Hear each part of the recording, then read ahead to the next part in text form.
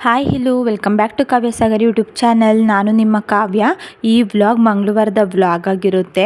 ಊರಲ್ಲೇ ಕೂಡ ವ್ಲಾಗ್ನ ಕಂಟಿನ್ಯೂ ಮಾಡ್ತಾ ಇದ್ದೀನಿ. ಈ ವ್ಲಾಗ್ನ ಸ್ವಲ್ಪ ಲೇಟಾಗಿ ಮಾಡ್ತಾ ಇದ್ದೀನಿ ಅಷ್ಟೇ. ಬೆಳಗ್ಗೆ ಬೇಗ ಅಂತ ಏನಿಲ್ಲ, ಸ್ವಲ್ಪ ಲೇಟಾಗಿ ಇದ್ದು, ಯಾಕೆಂದರೆ ನಿನ್ನೆ ಸ್ವಲ್ಪ ಕೆಲಸ ಎಲ್ಲ ಮಾಡಿದ್ವಲ್ಲ, ಸುಸ್ತಾಗಿತ್ತು ಅಂತ ಲೇಟಾಗಿ ಎದ್ವಿ. ನಮ್ಮ ಮನೇಲಿ ಅತ್ತೆ ಒಬ್ಬರೇ ಬೇಗ ಎದ್ದೊಳೋದು ಹಾಲು ಕರೆಯೋದಕ್ಕೋಸ್ಕರ. ಅತ್ತೆ ಎದ್ದು ಹೊರಗಡೆ ಕೆಲಸನೆಲ್ಲ ಮುಗಿಸ್ತಿದ್ರು. ನಾನು ಕೂಡ ಎದ್ದು ಬಂದು ಪಾತ್ರೆನ ತೊಳೆದು, ಅತ್ತೆ ನೀನು ಮನೇನ ಕ್ಲೀನ್ ಮಾಡ್ಕೊ, ನಾನು ದೇವರಿಗೆ ಎಡೆ ಮಾಡೋ ಥರ ಏನಾದರೂ ತಿಂಡಿ ಮಾಡಿಕೊಡ್ತೀನಿ ಅಂತ ಹೇಳಿದ್ರು. ಹಾಗಾಗಿ ನಾನು ಮನೆಯೆಲ್ಲ ನೀಟಾಗಿ ಕ್ಲೀನ್ ಮಾಡಿದೆ. ಇವತ್ತು ದೇವ್ರನ್ನ ಕಳಿಸ್ಬೇಕಾಗಿತ್ತು, ಹಾಗಾಗಿ ಏನಾದರೂ ದೇವ್ರಿಗೆ ಎಡೆ ಮಾಡಬೇಕಲ್ಲ ಅಂತ ಹೇಳಿ ಬೆಳಗ್ಗೆನೇ ಮಾಡಿಬಿಡೋಣ ಅಂತ ಹೇಳಿ ಮಾಡ್ತಾ ಇದ್ವಿ. ನಾನು ಮನೆಯೆಲ್ಲ ಕ್ಲೀನ್ ಮಾಡಿ ಕೆಲಸನ ಮುಗಿಸೋದ್ರೊಳಗಡೆ ಅತ್ತೆ ಕೂಡ ದೇವರಿಗೆ ಎಡೆನ ಮಾಡಿದರು. ನಮ್ಮನೆಯವ್ರಿಗೆ ಕಿಚುಡಿ ಅಂದರೆ ಸ್ವಲ್ಪ ಜಾಸ್ತಿ ಇಷ್ಟ, ಹಾಗಾಗಿ ಅವ್ರಿಗೆ ಏನು ಇಷ್ಟ ಆಗುತ್ತೋ ನಾವು ಊರಿಗೆ ಹೋದಾಗ ಅದನ್ನೇ ಮಾಡ್ತಾರೆ.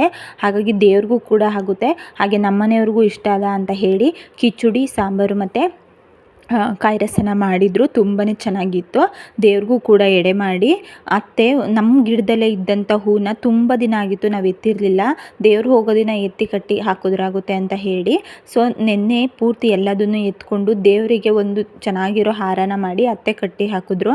ನನಗೆ ಹೂನ ಕಟ್ಟಕ್ಕೆ ಬರಲ್ಲ, ಹಾಗಾಗಿ ಯಾವಾಗಲೂ ಮನೇಲಿ ಅತ್ತೆನೇ ಹೂ ಕಟ್ಟೋದು. ದೇವ್ರನ್ನೂ ಕೂಡ ನಮ್ಮನೆಯವರು, ನಾವು ಇವತ್ತು ಬೆಂಗಳೂರಿಗೆ ಬರಬೇಕಾದ್ರೆ ಕಾರ್ ತೊಗೊಬರ್ತಿದ್ವಿ, ಹಾಗಾಗಿ ನಮ್ಮನೆಯವರು ದೇವ್ರನ್ನ ಬಂದುಬಿಡೋಣ ಅಂತ ಹೇಳಿ ಪೂಜೆನೆಲ್ಲ ಮಾಡಿಕೊಂಡು ಹಾಗೆ ಪ್ರಸಾದನೂ ಕೂಡ ಮಾಡಿ ದೇವ್ರನ್ನೂ ಕೂಡ ಬಂದರು. ನಾನು ತಿಂಡಿನೂ ಕೂಡ ಮುಗಿಸ್ಕೊಂಡೆ. ನನಗೆ ನೆನ್ನೆ ತಂದಿರೋ ಮಾವಿನಕಾಯಿ ಮೇಲೆ ಮನಸ್ಸಿತ್ತು, ಅದನ್ನು ಯಾವಾಗ ತಿಂತೀನೋ ಏನೋ ಅಂತ. ಫೈನಲಿ ಅದನ್ನು ತಿನ್ನೋದು ಕೂತ್ಕೊಂಡೆ. ಒಂದು ಕುಟಣಿಗೆಗೆ ಸ್ವಲ್ಪ ಉಪ್ಪು, ಖಾರ ಪುಡಿ ಹಾಗೆ ಮಾವಿನಕಾಯಿನ ಹಾಕಿ ಜಜ್ಜಿ ತಿಂದರೆ ತುಂಬಾ ಚೆನ್ನಾಗಿರುತ್ತೆ.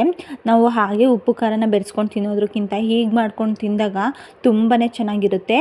ಮಾವಿನಕಾಯಿ ಅಷ್ಟೇನು ಹುಳಿ ಇರಲಿಲ್ಲ, ಬಟ್ ತಿನ್ನೋದಕ್ಕಂತೂ ತುಂಬಾ ಚೆನ್ನಾಗಿತ್ತು. ಅತ್ತೆ ಎರಡನ್ನೂ ಒಂದೇ ಸಲ ತಿನ್ನಬೇಡ, ಒಂದನ್ನು ತಿನ್ನು, ಒಂದನ್ನು ಬೆಂಗಳೂರಿಗೆ ಇಟ್ಕೊ ಅಂತ ಹೇಳಿದ್ರು. ಹಾಗಾಗಿ ಒಂದನ್ನು ತಿಂದು ಇನ್ನೊಂದನ್ನು ಬೆಂಗಳೂರಿಗೆ ಇಟ್ಕೊಂಡೆ. ಅದಾದಮೇಲೆ ಸ್ವಲ್ಪ ಟೈಮ್ ರೆಸ್ಟ್ ಮಾಡಿ ಸ್ನಾನನೂ ಕೂಡ ಮುಗಿಸ್ದೆ. ನಾನು ಶಿವರಾತ್ರಿ ಹಬ್ಬಕ್ಕೆ ಅತ್ತೆಗೆ, ನನಗೆ ಟಮಟ ತಿನ್ನೋ ಹಾಗಾಗಿದೆ ಅತ್ತೆ, ನಂಗೆ ತುಂಬ ಇಷ್ಟ, ನಾನು ಸ್ಕೂಲಲ್ಲಿದ್ದಾಗ ನನ್ನ ಫ್ರೆಂಡ್ಸ್ ಮಾಡ್ಕೊಬಂದು ಕೊಡ್ತಿದ್ರು, ಬಟ್ ನನಗೆ ಮಾಡೋಕ್ಕೆ ಬರಲ್ಲ ಅಂತ ಹೇಳಿದ್ದೆ. ಸೊ ನಾನು ಶಿವರಾತ್ರಿ ಹಬ್ಬಕ್ಕೆ ಮಿಸ್ ಆದ ಕಾರಣ ಅತ್ತೆ ಆ ಹಿಟ್ಟನ್ನು ಅಂದರೆ ಅಕ್ಕಿನ ಹುರಿದು ಹಿಟ್ಟು ಮಾಡಿ ಇಟ್ಟಿದ್ರು. ಶಿವರಾತ್ರಿಗೆ ನಾನು ಬಂದರೆ ಮಾಡಿಕೊಟ್ರೆ ಆಗುತ್ತೆ ಅಂತ ಹೇಳಿ, ಆದರೆ ನಮಗೆ ಶಿವರಾತ್ರಿಗೆ ಬರೋದಕ್ಕಾಗಲಿಲ್ಲ. ಹಾಗಾಗಿ ಇವಾಗ ಹೇಗೂ ಹೋಗಿದ್ವಲ್ಲ ಅಂತ ಹೇಳಿ, ಬಾ ಇವಾಗ ಮಾಡಿಕೊಡ್ತೀನಿ ಅಂತ ಹೇಳಿ ಪಾಪ ಅವರೇ ಎಲ್ಲದನ್ನು ಕೂಡ ಪ್ರಿಪೇರ್ ಮಾಡಿಕೊಂಡ್ರು.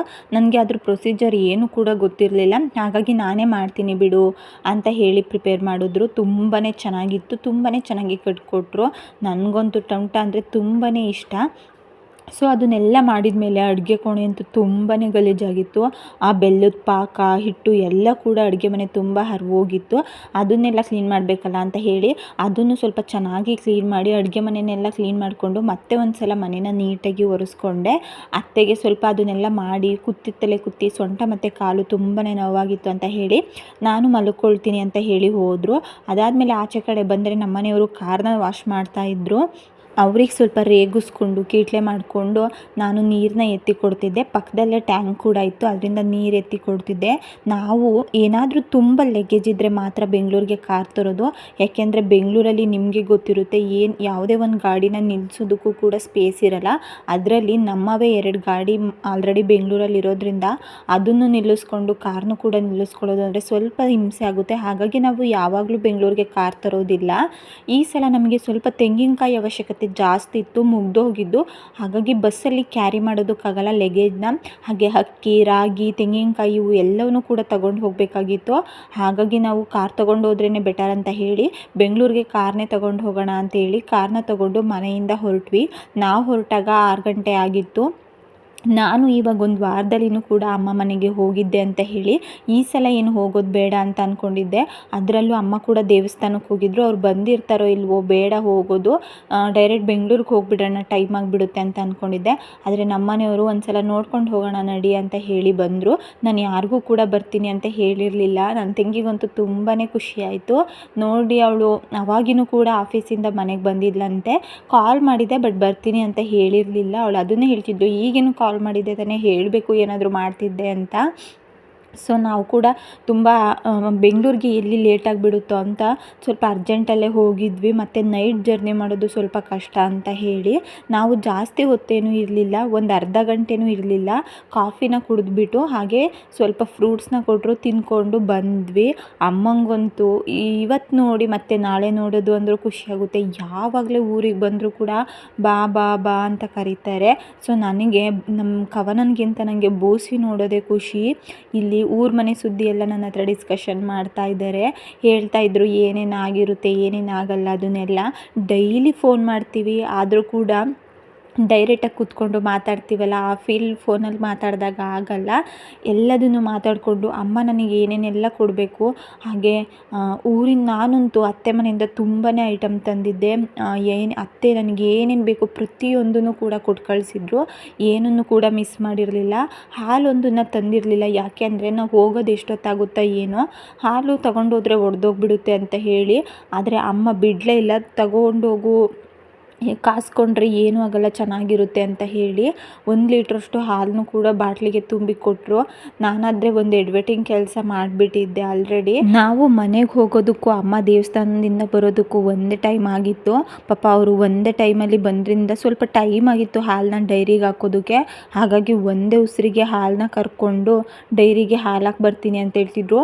ಕ್ಯಾನಲ್ಲಿರೋ ಪೂರ್ತಿ ಹಾಲನ್ನು ತಗೋಗು, ಎಷ್ಟು ಬೇಕಷ್ಟನ್ನು ಕಾಯಿಸ್ಕೊಂಡು ಮಿಕ್ಕಿದ್ದನ್ನು ಹೆಪ್ಪಾಕೋಬಿಡು, ತುಂಬಾ ಚೆನ್ನಾಗಿ ಬೆಣ್ಣೆ ಬರುತ್ತೆ, ಬೆಣ್ಣೆ ತೆಕ್ಕೋಬೋದು ಅಂತ ಹೇಳಿದ್ರು.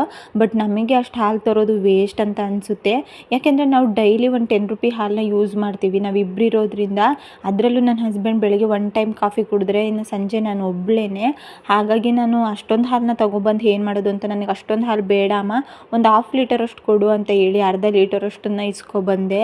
ನಾನಂತೂ ಅಮ್ಮಂಗೆ ಯಾವಾಗಲೂ ವೀಡಿಯೋ ಮಾಡೋದು ನೋಡಿದ್ರು ಮಾಡಬೇಡ ಅಂತಲೇ ಹೇಳ್ತಾರೆ. ಯಾಕೆ ಅಂದರೆ ಒಂದು ಸಲ ಅವ್ರನ್ನ ಕಾಮಿಡಿಯನ್ ಥರ ತೋರಿಸಿದ್ದೆ ಅಂತ ಹೇಳಿ ಪದೇ ನನ್ನನ್ನು ಕಾಮಿಡಿಯನ್ ಥರ ತೋರಿಸ್ತೀಯ ಅಂತೇಳಿ ವೀಡಿಯೋನ ಮಾಡಬೇಡ ಅಂತ ಹೇಳ್ತಾರೆ. ಕಾಫಿನ ಕುಡ್ಕೊಂಡು ಹಣ್ಣು ಕೂಡ ತಿಂದ್ಕೊಂಡು ನಮ್ಮ ಬೂಸಿನ ಮುದ್ದಾಡಿ ಬಾಯಿ ಹೇಳಿ ಹೊರಟೆ. ಸೊ ಬೂಸಿಗೆ ನಾನು ಬಂದಿದ್ದು ತುಂಬಾ ಖುಷಿಯಾಗಿತ್ತು. ಸೊ ನಮ್ಮನೆಯವರು ಕೂಡ ಹೊರಟರು. ನಮಗೆ ಬೆಂಗಳೂರಿಗೆ ಎಲ್ಲಿ ಲೇಟಾಗಿಬಿಡುತ್ತೋ ಅಂತ ಬೇರೆ ಭಯ ಆಗಿತ್ತು. ಅದಲ್ಲದೆ ಹಾಸನಲ್ಲಿ ಒಂದು 1/2 ಅವರ್ ಕೆಲಸ ಕೂಡ ಇತ್ತು, ಅದನ್ನು ಕೂಡ ಮುಗಿಸ್ಕೊಂಡು ಹೋಗಬೇಕಾಗಿತ್ತು. ಹಾಗಾಗಿ ಅರ್ಜೆಂಟಲ್ಲಿ ಹೊರಟ್ವಿ. ಅಮ್ಮನಿಗೆ ಕವನನಿಗೆ ಬಾಯ್ ಹೇಳಿದೆ. ಅಪ್ಪ ಇನ್ನೂ ದೇವಸ್ಥಾನದಿಂದ ಬಂದಿರಲಿಲ್ಲ, ಒಂದು ಅರ್ಧ ಗಂಟೆ ಇರು ಬರ್ತೀನಿ ಅಂದರು. ಬಟ್ ನಮಗೆ ವೆಯ್ಟ್ ಆಗಲಿಲ್ಲ, ಏಕೆಂದರೆ ಇವಾಗ ಒಂದು ವಾರದಿಂದ ಬಂದಿದ್ನಲ್ಲ ಇನ್ನೇನು ಅಂತ ಹೇಳಿ ಬೇಗನೆ ಹೊರಟೆ. ನಾವು ಹಾಸನ್ಗೆ ಬಂದಾಗ 7 ಗಂಟೆ ಆಗಿತ್ತು. ಇನ್ನೂ ಕೂಡ ಸಂತೆ ನಡೀತಾನೆ ಇತ್ತು. ಹಾಸನಲ್ಲಿ ಮಂಗಳವಾರ ಸಂತೆ ಆಗುತ್ತಲ್ಲ ಸ್ಟೇಡಿಯಂ ರೋಡಲ್ಲಿ, ಅದು ತುಂಬಾ ಜನ ಇದ್ದರು. ನಮ್ಮ ಮನೆಯವರು ಮನೆಗೆ ಏನಾದರೂ ತರಕಾರಿ ತಗೊಳ್ಳೋದಾದರೆ ಇಲ್ಲೇ ತಗೋಬಿಡು ಅಂತ ಹೇಳಿದ್ರು. ಬಟ್ ನನಗೇನು ನೆಸೆಸಿಟಿ ಇರಲಿಲ್ಲ, ಹಾಗಾಗಿ ಏನು ತರಕಾರಿ ಬೇಡ ಅಂತ ಹೇಳಿ ಬಂದ್ವಿ. ನನಗೆ ಹಾಸನಲ್ಲಿದ್ದಿದ್ದ ಕೆಲಸ ಏನು ಅಂದರೆ, ನಾವು ಮಂಗಳವಾರ ಹೊರಟಿದ್ರಿಂದ ಗುರುವಾರ ವರ್ಧಂತಿ ಜಯಂತಿ ಇತ್ತು. ಹಾಗಾಗಿ ನನಗೆ ಬೆಂಗಳೂರಿನ ಹೂವು ಅಷ್ಟು ಇಷ್ಟ ಆಗೋದಿಲ್ಲ, ಬೆಂಗಳೂರಲ್ಲಿರೋ ತುಳಸಿನೂ ಕೂಡ ನನಗೆ ಅಷ್ಟು ಇಷ್ಟ ಆಗೋದಿಲ್ಲ. ಹಾಗಾಗಿ ನಾನು ಹಾಸನಲ್ಲೇ ತಗೋಬಿಡೋಣ ಅಂತ ಹೇಳಿ ಸ್ವಲ್ಪ ಜಾಸ್ತಿನೇ ಹೂವನ್ನ ತಗೊಬಂದೆ. ಹೂವು ಮಾತ್ರ ತುಂಬಾ ಚೆನ್ನಾಗಿತ್ತು. ಹಾಗೆ ಅಂಕಲ್ಲು ಸ್ವಲ್ಪ ಜಾಸ್ತಿನೇ ಕೂಡ ಕೊಟ್ಟರು. ಬೆಂಗಳೂರಿಂದ ಸ್ವಲ್ಪ ಬೇಗನೆ ಬಂದ್ವಿ ಮನೆಗೆ. ನಮ್ಮ ಮನೆಯವರು ಸ್ವಲ್ಪ ಬೇಗನೆ ಡ್ರೈವ್ ಮಾಡ್ಕೊಬಂದರು. ಮನೆ ಸ್ವಲ್ಪ ಕ್ಲೀನಾಗೇ ಇತ್ತು, ಹೋಗಬೇಕಾದ್ರೆ ಕ್ಲೀನ್ ಮಾಡೇ ಹೋಗಿದ್ವಿ. ಅಡುಗೆ ಮನೆ ಆಗಿರ್ಬೋದು, ಹಾಲಾಗಿರ್ಬೋದು. ಇನ್ನು ಬಂದು ನಾವು ಬರೋದ್ರೊಳಗಡೆ 11 ಗಂಟೆ ಆಗಿತ್ತು. ಏನು ಕೂಡ ಮಾಡ್ಕೊಳಕ್ಕಾಗಲಿಲ್ಲ. ಹಾಗಾಗಿ ಬರ್ತಾ ದಾರಿಯಲ್ಲೇ ಊಟನೂ ಕೂಡ ಪಾರ್ಸಲ್ ತಗೊಬಂದಿದ್ವಿ. ಪಲಾವ್ನ ತಿಂದ್ಕೊಂಡು ತುಂಬಾ ಸುಸ್ತಾಗಿತ್ತು, ಇಬ್ಬರು ಕೂಡ ಮಲ್ಕೊಂಡ್ವಿ. ಇದಿಷ್ಟು ಕೂಡ ಇವತ್ತಿನ ವ್ಲಾಗ್. ಈ ವ್ಲಾಗ್ ನಿಮಗೆ ಇಷ್ಟ ಆಗಿದ್ದರೆ ಲೈಕ್ ಮಾಡಿ, ಕಮೆಂಟ್ ಮಾಡಿ, ಹಾಗೆ ನನ್ನ ಪೇಜ್ನ ಸಬ್ಸ್ಕ್ರೈಬ್ ಮಾಡಿ. ಮುಂದಿನ ವಿಡಿಯೋದಲ್ಲಿ ಸಿಗ್ತೀನಿ. Thank you. Lots of love.